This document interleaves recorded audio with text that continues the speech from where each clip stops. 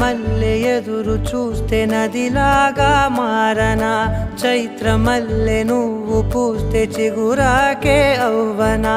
నన్నే వరించే యువరాజును అంట నీ యువరాణి పదవి